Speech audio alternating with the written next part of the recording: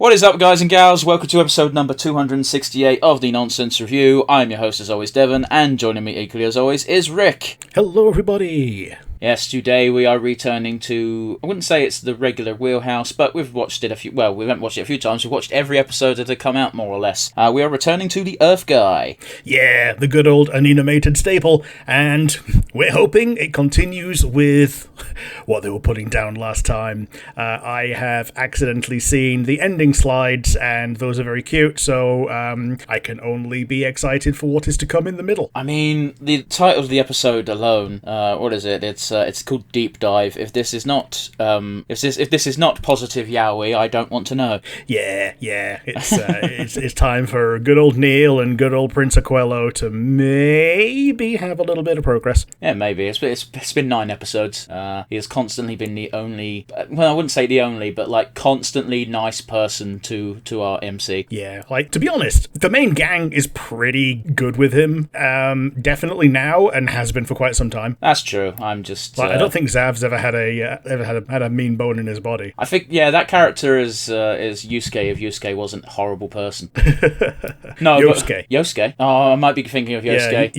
Yeah, you said Yusuke. He's the Matt Mercer one. Yosuke is the one from 4. Yeah, Yosuke is a great bro. However, like, I remember playing Persona 4 for the first time and thinking, this guy's a fucking asshole for like the first 3 hours of the game. Like, his entire segment before you recruit any real party members. Yeah. He sucks. You became friends with Yosuke. Yosuke will now die for you. Hi, I'm Daisy. I'm Aside. It's just like he's not got a very... He's a kid, so he gets a bit of leeway in the sense that, yes, he doesn't fully understand that he's completely fucking up the local economy, or at least his family is. But, like, just not realising people are nice to him because of that is a bit weird. Yeah. Being like, you should go out with me, senpai. Why do you want her to go out with you? Because she's pretty and she has to. Oh, boy. Yeah. Through that lens, it's a lot darker, because as far as I was concerned, he was just crushing. Yeah, except because of the actual scenario, she felt like she had to be friendly towards him, perhaps more so than she was comfortable being. Obviously, we know from playing the game that Yosuke is not a dirtbag, so, bullet dodge there, but if it was anyone else... Yeah. But hey-ho diddly-do, we're not talking about Persona, we're talking about a different high school, this one set in space. There's not much background information to go over, because, as I said, we've pretty much watched all of these on the channel, so if you want to look at the background information, go watch all previous 8 episodes. Yes. So that brings us to the weeks. For those of you who are uninitiated in the podcast, what we do before the review and the react itself is talk about our weeks and the goings-on in the wide universe. So with that in mind, Rick, how's your week been, buddy? Well, I also went to go see Masters of the Universe. This is one that you saw last week, and I went to see it on the recording day. And all I have to say is I agree with pretty much everything you said. There were so many just Easter eggs that were really leaning into the meme culture, which could have been cringe, but I just enjoyed it for the fun that it was. It's just such a shame that it's bombed, because love went into this and care went into it, and Jared Leto, as you say, absolutely smashed it. He seemed to be having a hell of a lot of fun just being a villain. And as you also said, a villain that is just a villain without some kind of ulterior backstory that's like some kind of super tragic, redeemable past. Nah, it's Skeletor. Skeletor, he's a sack of shit. The overarching conflict between He-Man and Skeletor is positive masculinity versus toxic masculinity, which was not subtle at all, and I loved it. Yep. But yes, I'm going to re-quote myself from last week as saying that this is everything I wanted a live-action He-Man movie to be. You saying that it bombed is a bit disappointing, but at the same time, I'm just remembering Transformers 1, because that also fucking bombed, and that was an excellent movie. Yeah, you can have really good things that just don't make money. Mm-hmm. It's just a shame that that's the main KPI by which everything seems to be judged. I mean, but that's capitalism. Like, if it doesn't make money, you're not getting more. Even when something does make money, it's not getting more. You know. But hey, how diddly do?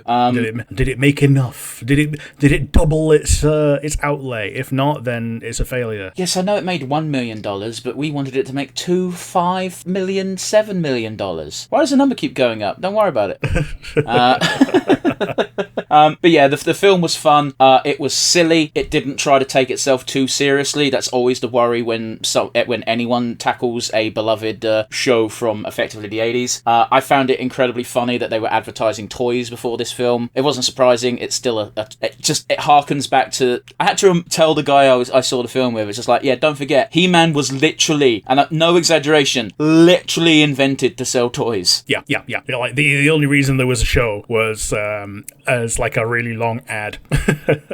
Yep. I do like is my favorite thing at the end when they're all got their hands on their hips and they're just like throwing their necks to the sky and laughing. It might be. There was a lot 80s style. There was so much fun stuff in this film. I lost my shit really early on because I was like, oh my god, it's Dolph Lundgren. Oh my god, he's literally passing the torch. Yeah, and saying, hey, you're in my spot, and then hey, yeah, as well. Yeah, I love that they played the song. I don't think it quite fit the moment, but I didn't care. It was fun. Yeah, like you could never fit the moment with that. It would only ever be just. You have an action scene, and the action scene is campy, and you just play that song during it. You were never going to get like a one-for-one recreation of the meme video. Oh, I didn't want a one-to-one recreation of the meme video. I just thought the music could have been placed over something more fitting than a fight scene. Sure. But, you know, it's fine. It worked. It was fun. I'm not criticising. The action scenes were all... I don't use this word often because it's not part of my vernacular, but I think it describes it best. Peak. Yeah. Something my dad always moans about when there are fight scenes is how many times can you have one human-looking person punching another human-looking person and it still feel fresh? And here you go. You have He-Man just swinging his sword and having like one versus many. It's like Muso, but in film form. It's funny you said the word Muso because he went full Dian Wei during one of the scenes. And yeah, I am gonna be a Three Kingdoms nerd right now. Dian Wei was a bodyguard for Cao Cao, and he died tragically. But the way he died is so badass because he guarded a gate and he didn't have his weapon because it got stolen from him during the celebratory feast. It was an ambush. It was a whole thing. But because he didn't have a weapon, he just started fucking swinging dudes around. He just grabbed people by their feet and started using them as weapons, and it scared the shit out of everyone because that's not human. That's not normal. Yeah. You ever got so mad you beat a motherfucker with another motherfucker while a third motherfucker looks on? Yes. He also this one would not pass the censors, but he also clanged people in the head with dung buckets. Dung buckets. Because he had to use what he could get, and that's what he could get. Yeah. Was here's the corpse of a dude, and here's dung buckets. Sure. He-Man was great. I absolutely loved the tease at the end. Hey, Adora. Yeah, I'm glad they didn't quite go that far, because that would have been out of place and weird, but I'm glad they were like, we're going to do a She-Ra movie, and then you told me that the film didn't do too well financially, so they're probably not going to do that. Yeah, shame. We do know that Amazon is now in charge, so MGM. Amazon can pour money into it if they want to. Yeah, because they own MGM. There might be more kickbacks from when it hits Amazon streaming, because they can measure their own performance there and measure in how much of an Amazon Prime membership that's worth. So hopefully this is not the end of measurement of how well Masters of the Universe has done. The creator has said that he wants to do more. I mean, I think he made it pretty fucking clear with how he ended the film. I was so fucking... Sorry to just loop back slightly. I was so happy to see that little fucking black mage-looking motherfucker whose name escapes me. Orko, yeah. I was like, why is he not in this film? They saved him for the end. Yeah. He was nicely animated as well in the ending. He was. It's just that, he's normally, a much bigger bit. Yeah, he's usually the guy who, funny enough, gives you the moral of the story. He spells it out for you because you're 6. Yeah. I will just share a bit of a personal anecdote when watching this film, Rick, because about halfway through, during a really quiet moment, I thought the guy I went with let rip the loudest fart ever, because it echoed so loudly right in my ear, and I just turned to him, and he was trying not to laugh, and I was like, that's fucking foul. And then we got to the end of the film, and I told him, I heard that, by the way, and he was like, what? I was like, what you did halfway through the film? He went, no, that wasn't me, it was like the little girl 2 seats down, that's why I was trying not to laugh. And I went, fuck off, that was a man fart. That was so loud, and it was like this, it was this 6-year-old little girl, and it's like, but also that's really funny. Yeah. Oh, goodness. Then again, I've heard babies fart, and some of those sound like man farts. Yes, but babies don't have a social construct around them saying farting is bad, whereas little girls do. Yeah, but the little girl probably thought it was a silent but deadly that was about to sneak out. I don't really want to speculate as to what this girl was thinking. I'm just saying it was funny. Yeah. The other thing I've done, though, Let's hear it. is that I've started playing Pokemon Emerald Extended. What does this change? Is it adds Kanto and the Sevi Islands. It basically smushes together Emerald and Fire Red. Okay, next question. What's the point then? To get it all in one game cartridge and be able to take one person to all three regions, do all the badges, and there's allegedly going to be an update as well that adds Johto, and it's playable on a Game Boy Advance. And the quality of life? So far, there's a couple of custom towns that are mostly meant for traversal between the two. So, like south of Newbark, there's a little boat port that you can go to the other places with. The starters are a lot more scaled back, so getting original starters is a bit more special.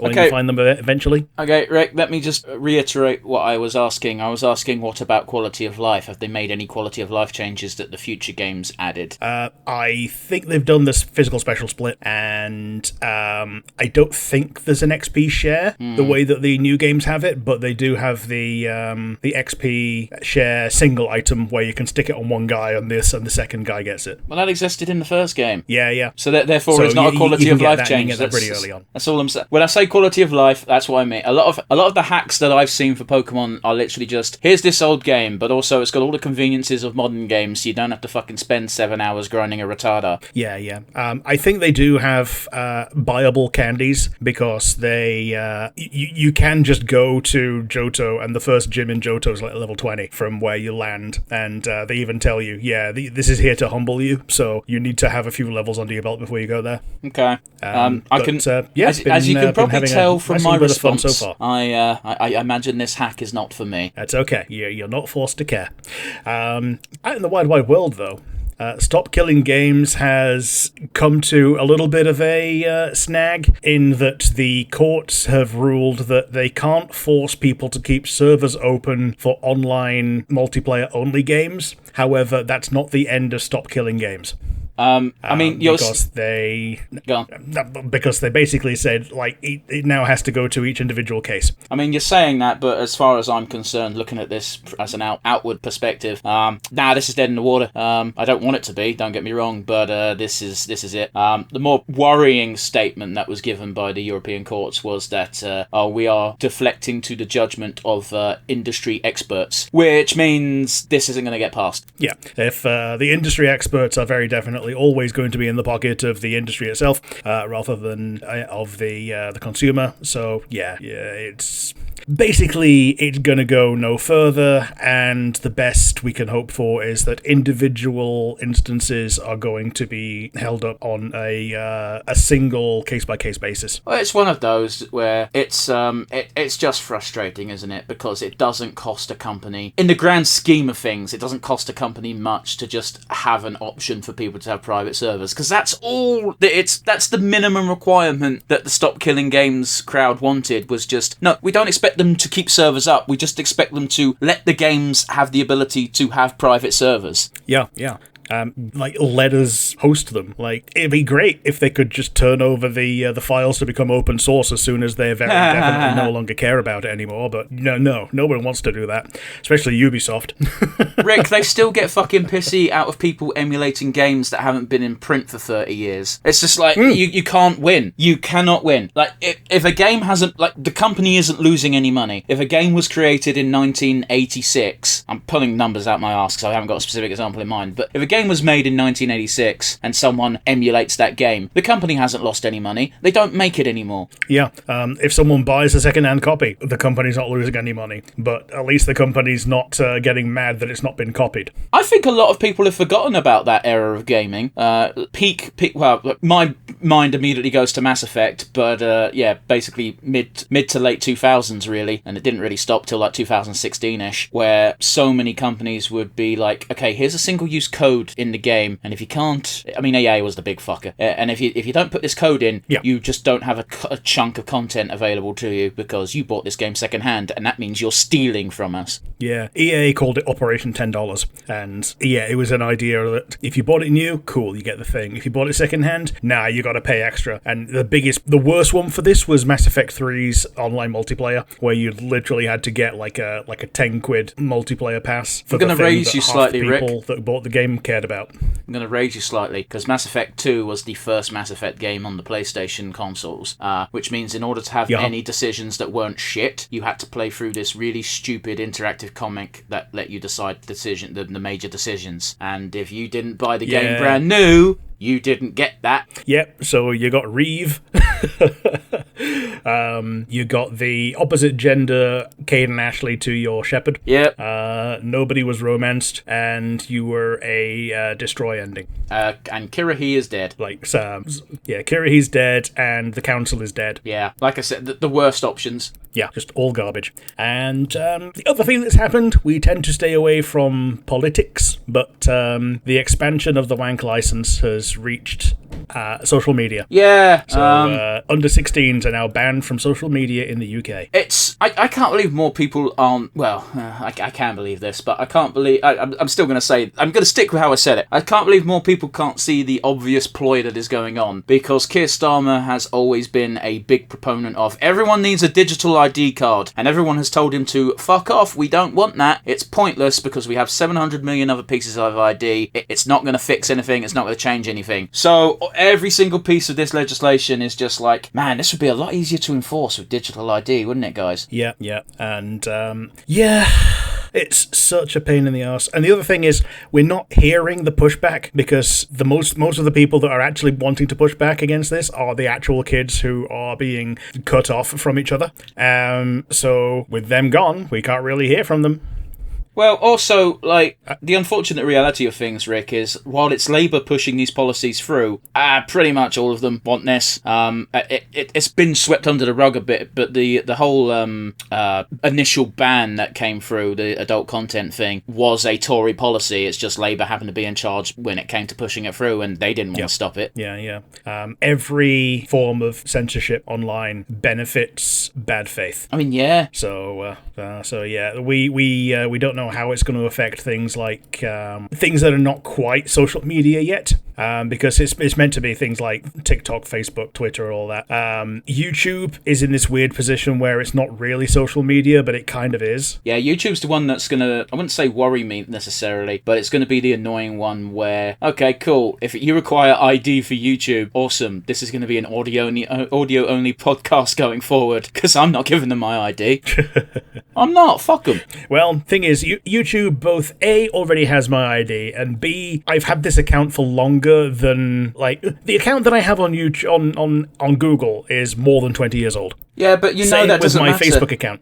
Yeah, my Facebook account. I logged into my Facebook the other day because someone sent me a reel or whatever, and it says, "Oh, we can't be sure that you're over 18." My account is 20 years old. As I said, it doesn't matter. That's not the point of it, and you know that. They don't care that your account's over 18 years, been active for over 18 years. That's not the point. They want more readily available ways to track you. Yep, they want more data collection, and they want more things to be breachable. They don't want it to be breachable, but it will be breached. But yes, we are now a little bit further down the slippery slope. I will just add very quickly that the next thing literally on the chopping block is VPNs, which is an even weirder one, because as many people have pointed out, even China hasn't been able to ban and block VPNs. It's just not viable. And the most ironic thing of all, Rick, is I never touched a VPN until they rolled out the you're not allowed to access certain websites unless you prove you're over 18, or you just can't access fucking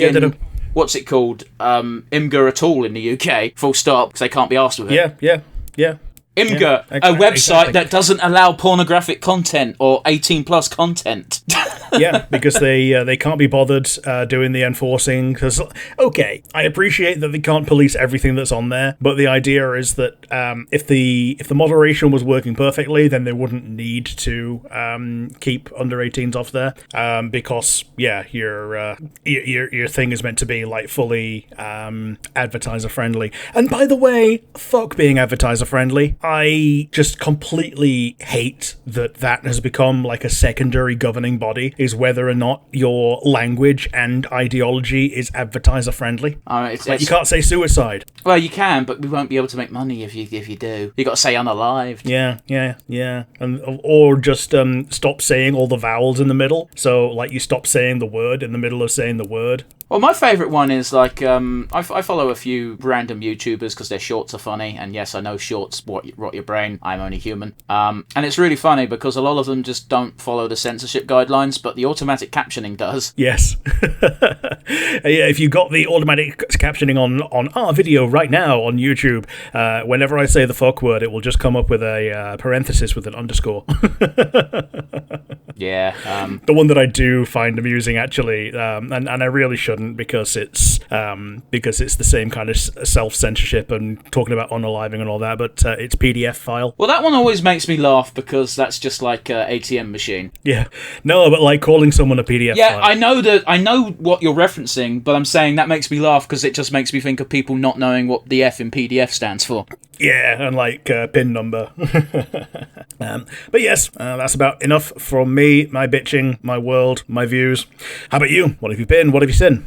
I did the achievement of the week, Rick. Was it fun? No. But not unfun enough to skip it. Okay, again, I would have done that arcade game. I just couldn't get it to work. And again, I was getting so frustrated trying to set the damn thing up that I was like, well, fuck this, I'll just skip it. Why am I giving myself a headache? Yeah. The achievement this week was in Dragon Ball Z Shin Budokai, a PSP game. Okay. The achievement was pretty easy, to be fair, because it's just beat arcade mode as Broly. Right, okay, yeah, so as long as Broly's unlocked, that should be pretty easy. He was, and it's old, really uncool Broly, because this game is from like 2012. Yeah, Z Broly, from when his entire personality was Kakarot. The achievement name was Kakarot, and it's like, yeah, this version of Broly fucking sucks. Yeah. It's one of the best things they ever did was like shift his hatred from Kakarot to Vegeta. Well, yeah, but it also it was less the person he hated and more the reason he hated him. He hated Goku because he cried as a kid. That's lame. Yeah. He hated Vegeta because he was groomed to do so. Yeah, like as if you remember something from when you're 0 years old. Oh, don't even. But anyway, it doesn't matter. Listen, my only context for that piece of Dragon Ball Z lore is literally the Team 4-star version, so it's not exactly the most reliable. True enough. But yeah, I did that. It was fine. It's a Budokai game. It's not fucking pick a fighting game. Yeah, just not even side scrolling, but like a 2D fighting game that happens to be Dragon Ball. It's like 2.5D. It's like, so you got side. Is that the one where it's? Okay, yeah. So you got sidestep. So yeah, it's like Budokai 1, 2, and 3, but like portable. I mean, yeah, literally, it's literally just a Budokai game, but for the PlayStation Portable. And again, it didn't play well, but I did it. It took me like 35 minutes because Broly is too big for Krillin. Too big for Krillin. That sounds like a euphemism. But I had to fight Krillin as part of the arcade mode, and it took me forever to beat Krillin because all my kicks would just go over his fucking head. Fantastic. Yeah, it sucked. In other video game news, Rick, the Infinite Museum came out, the latest DLC for Rogue Trader. Obviously, last week I spoke about the 1.6 update. I've actually played a bulk of the DLC, as you were more than happy to inform me that my playtime is ridiculous on that game for the last 2 weeks. Yeah, your playtime, last time I checked, was something like 28 hours. It's probably more now. Yeah, probably. Like recent playtime. Yeah, that's like over the last 2 weeks, I believe is what the recent playtime is. At least I hope it is. I haven't played it a whole day in a week, because that's bad. But yeah, the game's been fun, the DLC's been great. I'm going to try and not spoil anything story-wise, but the bulk of the DLC is in Act 2 and Act 4. I assume not a lot happens in Act 5, based on the nature of Act 5, but whatever, we'll get there. I've stepped foot in the museum, That is by far the most fun part of the game, because you're just walking through a museum filled with random bullshit, and because it's basically a museum made by Trazin, he's got these little hologram projections of himself that just explains every single exhibit. That's very cute, as if he'd forget himself. Well, because it's meant to help explain to other people. He wants to show it off. So he actually does want to show it off. I thought he was just keeping it for himself. Well, yes and no. It's one of those weird ones. Like he thinks of himself as a scholar first, so he's maintaining exhibits, and you don't do that if it's just for you. Sure. But yeah, a lot of the exhibits are just people who have tried to sneak into his museum, and he's just gone, yeah, these guys pissed me off, so I decided to keep them. Yeah. Just a bunch of assassins. Not even assassins. In formaldehyde. Not even. Yeah, so it's just like Timu Space Indiana Jones. I mean, straight up like Chaos Marines that are like mid-portal jump. He's got a bunch of those frozen. I saw some achievements referencing Krieg, and I was like, that's a bit weird, because I don't think we're going there for this DLC. And we didn't, but guess who's got a Krieg exhibit set up in his museum? Yep. And for those of you who don't know anything about Warhammer, first of all, I apologise for talking that length about Warhammer. But second of all, the deathcore of Kree is like one of the biggest memes of the Warhammer community. Yeah, they're very recognisable. Let's put it that way. Yeah, and because it's a deathcore of Kree exhibit, and they make you fight these deathcoremen of Kree, it is a perfect representation of, well, trench warfare. Yeah, and that fight's hard.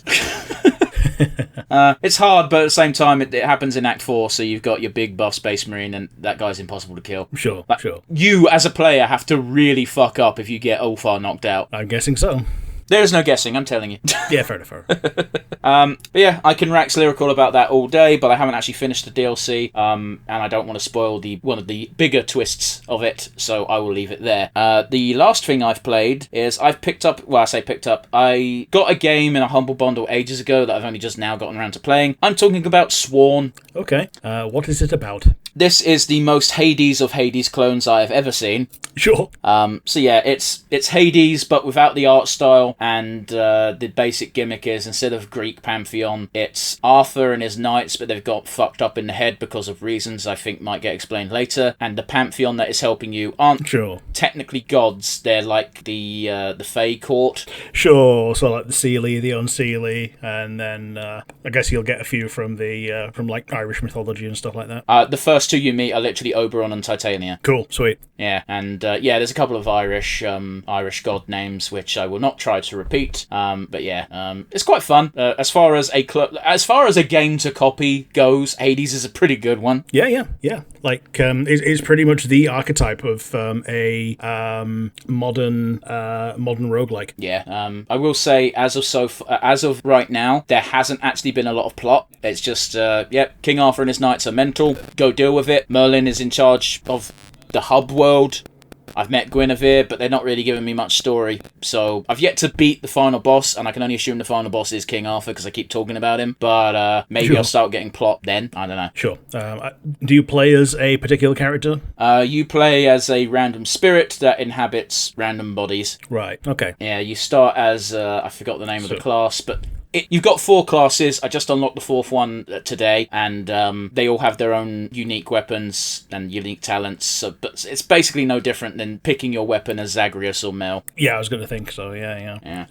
I'm guessing they might reveal who the spirit is eventually. No, it seems to be that you are literally just around. Because Merlin's been doing this for a while, is the implication. Is he's just summoning spirits to try and take out King Arthur. Sure. So yeah, I've beaten the first 2 bosses. The first boss is Gawain. The second boss is Percival. Very, if you know anything about Arthurian lore, you know those knight names. Yeah. And yeah, well, I might check in again next week when I've beaten the game, because I've got to be honest with you, the skills are directly transferable from Hades. You just got to get used to the different movesets. Yeah, fair enough. You ready for some news? Let's go. Pre-orders for GTA 6 are set to go live on June the 25th. Yeah, we've seen the box art as well, and as always, the helicopter is in the top left. Didn't even know that was a thing, but okay. You got, is that all you wanted to say? Yeah, that's all I know about GTA 6. I don't have it pre-ordered. I probably am not going to buy it on day one. It's for everyone else to enjoy. Don't worry about it. No, it's just I asked you. I was like, I didn't know that was a thing, and then you just didn't respond to that at all. So I thought you were going to elaborate on that. Oh no!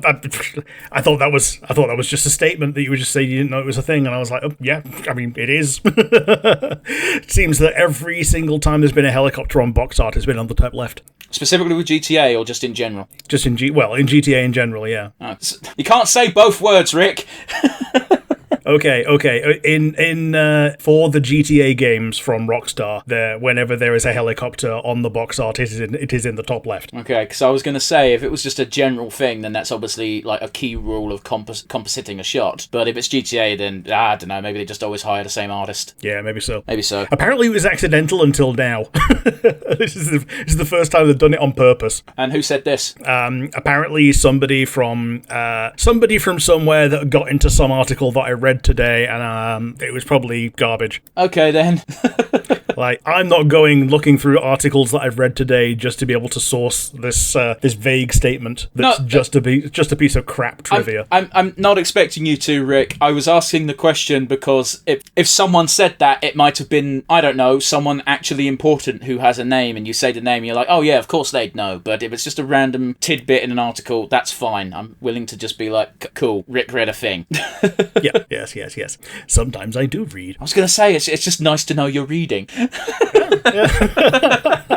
Could you be any more condescending? Thing, isn't it? Like, it's like when the Tooth Fairy comes, the money you get from the Tooth Fairy counts double towards books. But yeah, I'm going to say it for the benefit of our very small audience, but you should not pre-order this game. You shouldn't pre-order any game. But this game is going to make so much money based on pre-orders alone, and that's just a fact. Yeah, like, people were going to buy GTA 6. Like, people are still buying GTA 5, and that's, like, spanned 3 console generations, and then some. PS3, yeah, there's at least 3 console generations. They're on the 5 now. Like, shit, I played GTA 5 on the PS3. I skipped work when GTA 5 came out. I skipped work for 2 days when GTA 5 came out. I worked at Fort Park at the time, fuck them. Yeah, I remember when people skipped over to the PS4, and like the PS3 versions were just like a real ghost town. Well, yeah, they also encouraged that though. They were like, "Hey, if you've got a PS4, yeah, here's a free upgrade. Here's an upgrade for a $5." Like, cool, it runs better, but they never upgraded their servers, so it still runs like shit online. Yeah. But anyway, yeah, I wouldn't recommend pre-ordering this game. I'm looking forward to the single player experience, but I'm gonna basically hold on to my money until I know that the game runs well. Because I mean, it's Rockstar; it will probably come out in a playable condition, but by the same token, it's also Rockstar, and they improve things vastly over the first few weeks, at least months at best. I'll be honest with you. The thing I'm genuinely curious about is if it releases on launch day with the multiplayer all ready to go. Because again, there might be people who don't remember GTA 5 fucking didn't. Yeah. Took them a year to add heists. Yeah. I mean, that'll be a good way to get people to come back to it. Anyway. Rick, you ready for the last piece of news? Let's go. Alrighty. Rick, Godzilla will cross over with literally anything other than Gamera. Fantastic. What's the next stupid thing? Well, Rick, I'm going to give you 3 guesses. Toothpaste. No, it has to be a franchise, Rick. It has to be a thing that it can cross over with. Don't just be silly. Godzilla and Yakuza. No, I think that's already happened. Probably. They definitely both already happened in PSO, but that doesn't say much. Godzilla and... Oh, it can't be Persona, because Persona is also a slutty franchise that goes into other franchises. I'll give you a clue. It's not Japanese. Godzilla and MLG Baseball. I mean, no, again, that's not a show. It's not a thing you can cross over with. That's just merchandise. Also probably already happened, considering baseball is super popular in Japan. Yeah. Did I say MLG? I meant MLB. MLG's that fucking Major League Gamers. Oh, man. So, that's 2 of my 3 guesses. My third guess, something Western. We've already had Power Rangers. I was going to say, that is stretching it. That is not... Yeah. I wouldn't call that a Western property. Superman. That's already happened. Fair enough. In fact, I think that's the last... If that wasn't the last crossover they had, it was very recently. Yeah, fair enough. Like Batman versus Godzilla or something, yeah. I think it was literally... Actually, no, it might have been Marvel. I think it was Godzilla destroys the Marvel Universe or something stupid. Yeah, that sounds about right. But yeah, I've exhausted my guesses.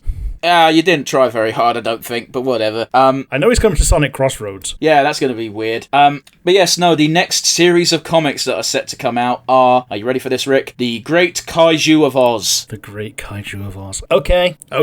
Fucking follow the yellow big broad up his fucking tail, I guess. Yeah, so Godzilla's going to invade Oz, I guess. Don't really know how that story's going to go. It's going to be dumb. It's going to be silly. It's going to be glorious. It's going to be fantastic. Yeah. Interested to see how that goes. Interested to hear you tell me how it goes, because I ain't going to fucking read it. I'll be honest with you, Rick. I'm going to read a summary, because that does not tickle my interest at all. I just thought it was weird enough to warrant a segment on the podcast.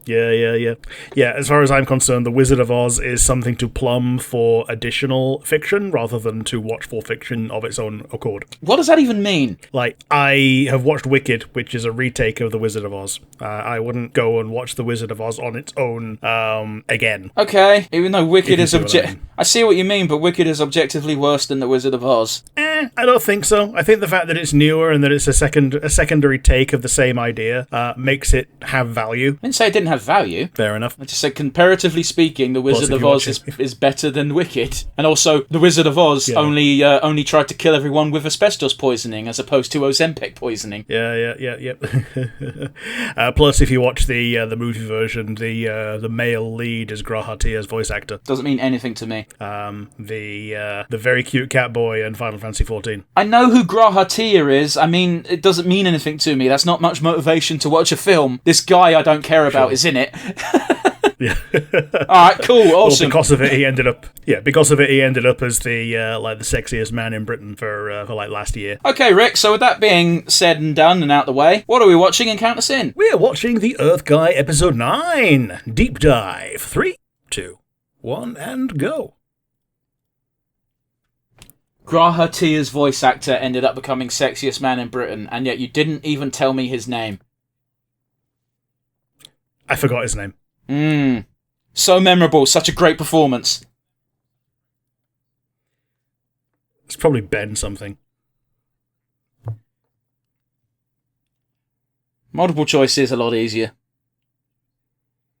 It is, yeah. Like, just go straight B the entire time. You're gonna get something. Well, also, it's very cute. Like, if you know the source material enough, sometimes just seeing the answers is enough to jog your memory. Oh, totally.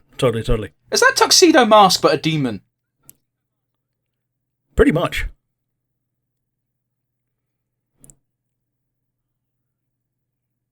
I'm gonna skull fuck you!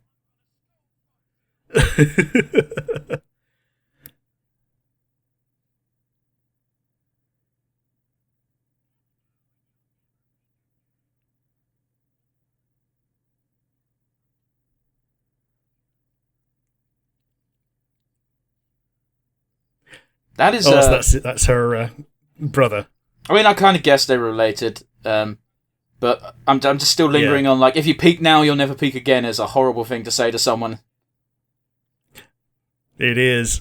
Like, I'm gonna take your fucking eyes out. Come on, sexy prince. These kids are like 16, dude. Okay.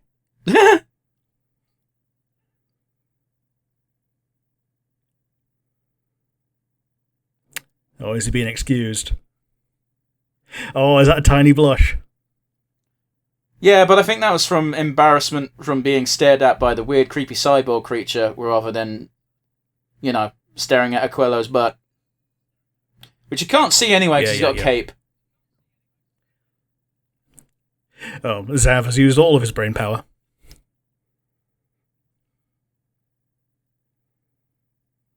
And so has young Neil.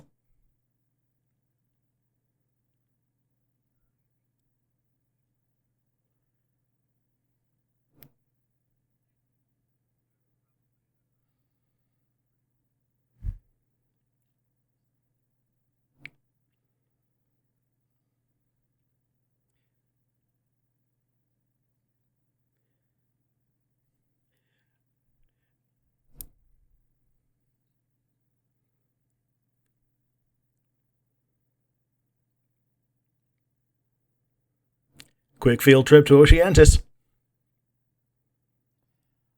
Like, at the end of the day, this is a weirder decision than just giving him a phone call. It's definitely a weirder decision than giving him a phone call. Like, I appreciate not wanting to give someone a phone call after an unanswered text. Yeah, but heading to the house unannounced instead is a bit different, especially if that house is on another planet. Oh, yeah, totally. Are we going to see Otter Gunga? With nowhere to park. Apparently. Those look like the type of fish you'd see in, like, the fucking Captain Underpants games. Not Captain Underpants, fucking, like, Pajama Freddy or something. I can't remember the fucking kid's name. The Game Grumps played it. What, like, like Amanda the Explorer? Amanda the Adventurer kind of thing, or what? I don't... No, it wasn't called that. It might be something similar, but I just don't know.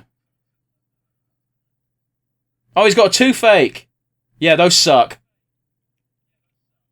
They do.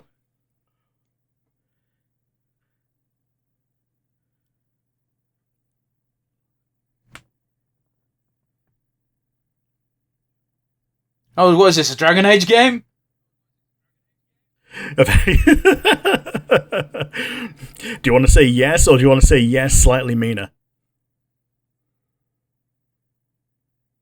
Oh, cool, so the household already knows he's gay. Yeah.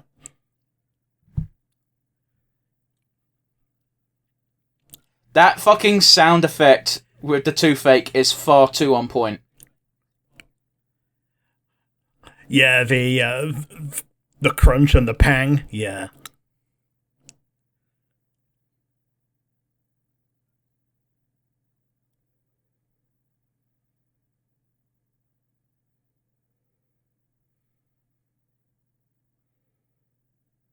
Ooh.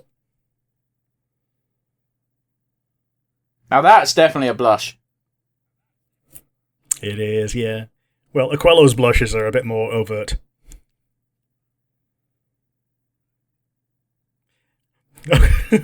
When are you going to have butt babies? Why are you going to be so crass? Oh man, that voice though.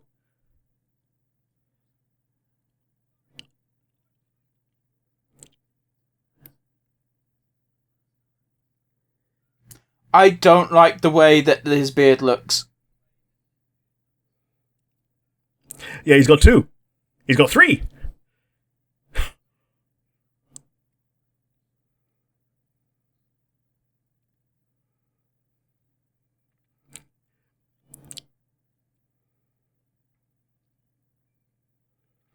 I do like the architecture here. Yeah, it's thematic. Oh, it's cute.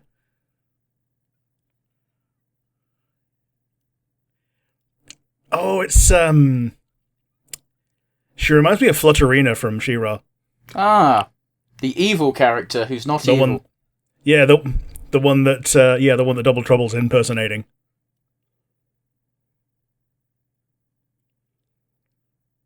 I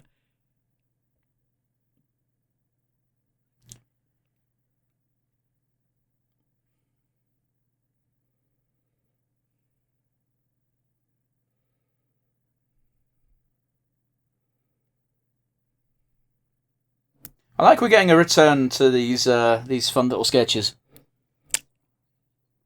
for storytelling. Yeah, they're both really easy to animate and yet also like really evocative.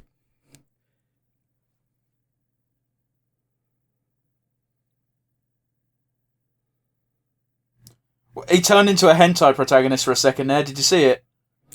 He did a bit. Yeah.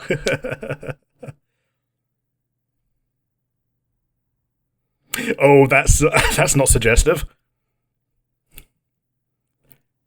He still hasn't told him that he's just got a toothache yet, has he? No, he doesn't know. Oh, sorry, no, he hasn't, sorry.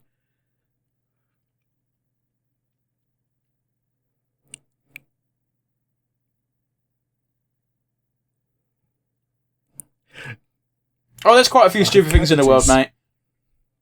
Yeah.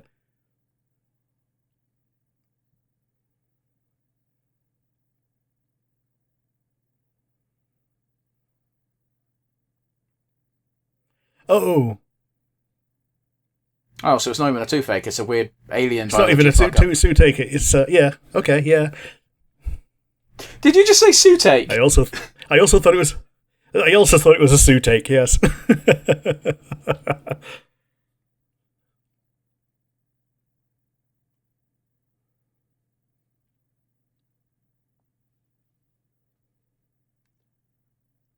I don't think they do. In a school with so much other royalty from other planets, it's like...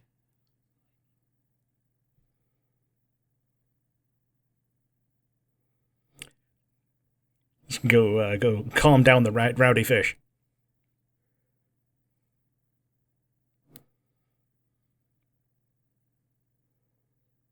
Tell him to fuck off, sunshine. Well, is he going to be allergic to cats?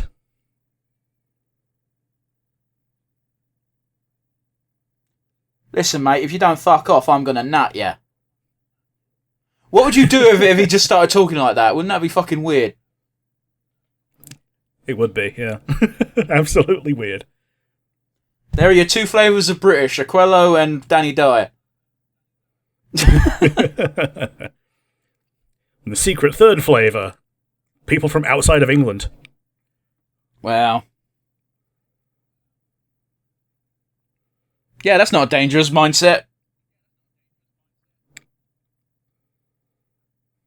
Man, they look like pricks and all. Hello, little angelfish. They do look a bit like a shit Digimon.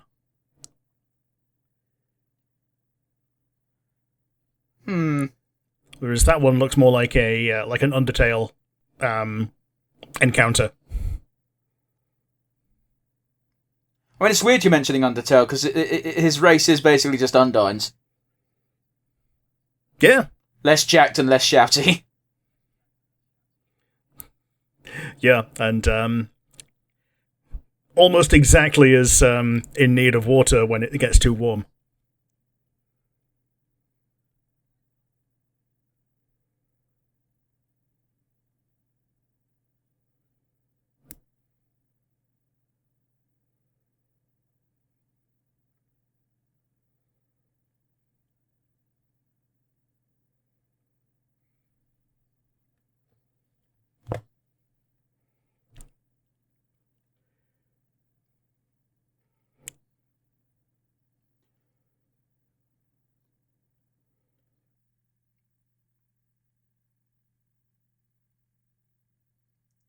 All I'm thinking of is that scene from Smiling hilarious. Friends. It's just like, you kissed your dad on the mouth.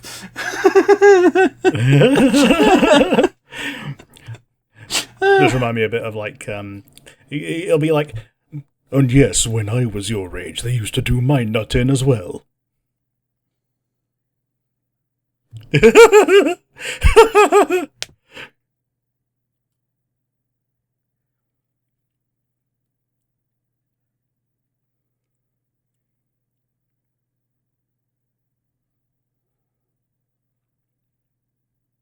I'm just going to say, look at these fucking hentai outfits. Oh, he's so cute, isn't he? Eh.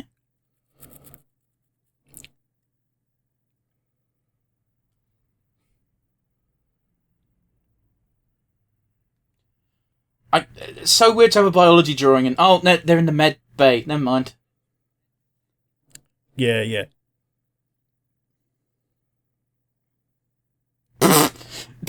You can't say it like that. Pro knob lemo.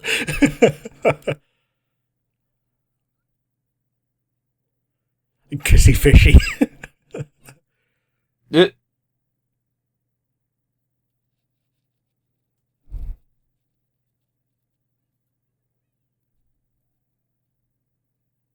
Did we interrupt Kissy fishy?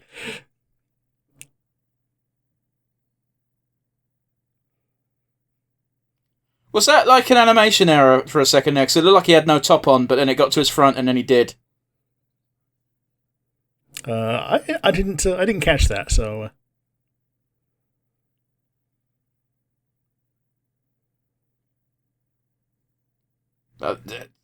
Considering oysters are meant to be an aphrodisiac, that's a weird gift to give. It is a little bit, yeah. I guess. I guess.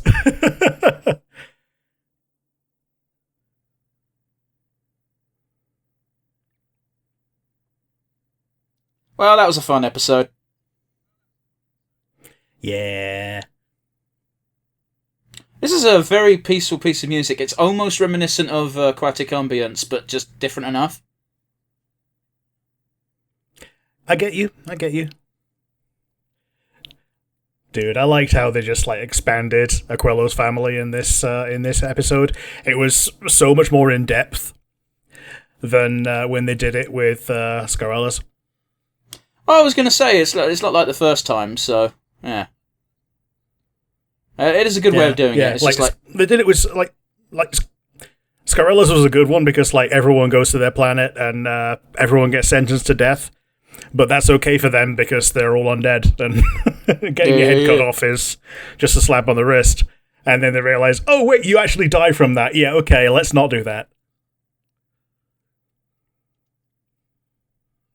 Yes, those of you watching along with us are also going to have seen the call to Patreon.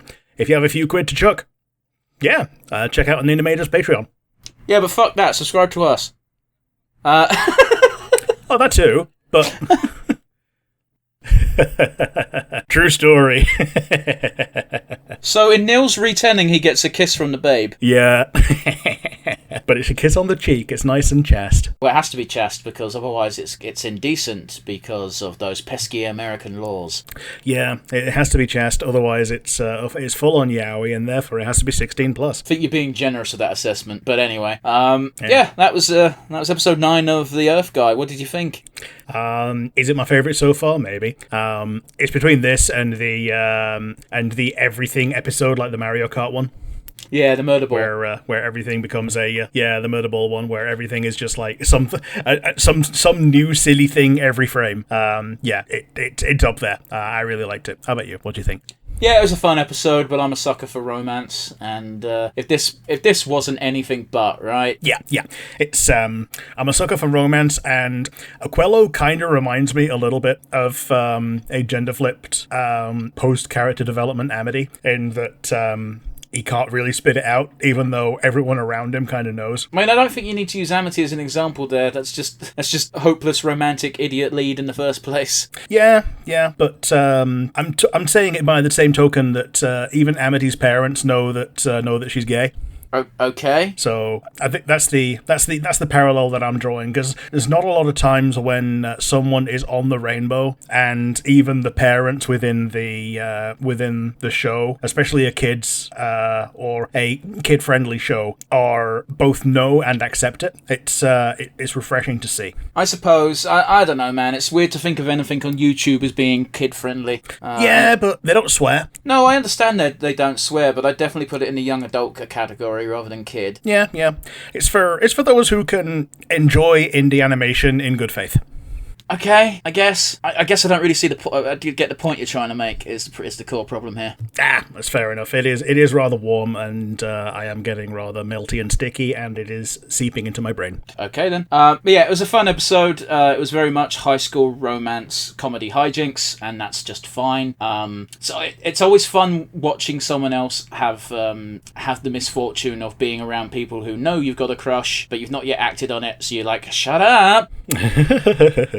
Whereas if this sort of thing happens in real life, it's mortifying and horrible. yeah, but it's incredibly funny to watch when it's happening to someone else. Yeah, and it's all the funnier when it's fictional, so you don't have to care. Yeah. But yes, Rick, let's do our usual rundown, shall we? Do you have a standout favourite moment? Favourite moment was probably Kissy Fishy. Like, it was a gag that just came up 3 times in a row at the end, but the first time I thought it was very cute, and then it just got funnier every time it got repeated.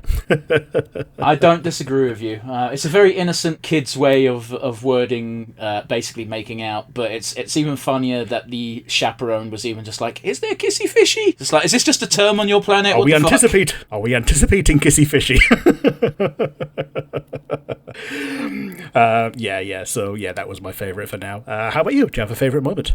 Honestly, it was just slightly before yours, and that was Neil waking up being like, I'm a plant now. I have reached my final form. And then just rolling with that the was also very cute. And just rolling with the dumbness of the joke when Aquilo walks in on him being a plant. Yeah, I'm a plant now. Just because he's got a piece of seaweed on his head. But yes, we can't only talk about the good, can we? We also have to talk about the bad. Rick, do you have a weakest link today?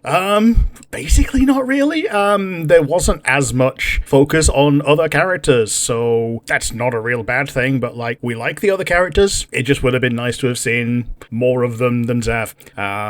We basically only saw them taking a test and having no voices. We got to see Zombie Lady get really pissed off during the test. Yeah, but she was just, she was just getting pissed off and just like shaking her fist.